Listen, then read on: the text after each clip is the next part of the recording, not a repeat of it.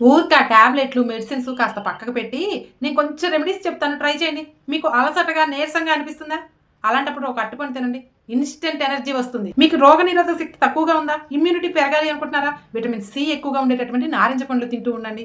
మీకేమైనా skin issues ఉన్నాయా? కీర దోసకాయలు, నార్మల్ దోసకాయలు తినేయండి. దెబ్బకి మటమాయమైపోతాయి.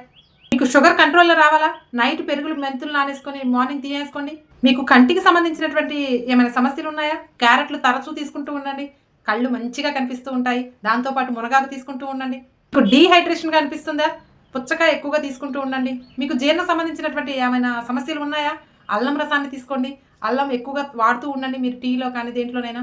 దెబ్బకి మోషన్ ఫ్రీగా ఈ జీర్ణ సంబంధించినటువంటి ఎటువంటి సమస్యలైనా కానీ పరిష్కారం అవుతాయి. ఇలా మనం డైలీ వాడేటటువంటి వాటిల్లో రెమెడీస్ వెతుక్కోవాలి కానీ, దానికొక టాబ్లెటు, దీనికొక టాబ్లెటు, దీనికొక ఇంజెక్షను, దానికొక టానిక్ ఇలాంటివి కాస్త తగ్గించుకుంటే మన బాడీ కొంచెం హెల్తీగా ఉంటుంది.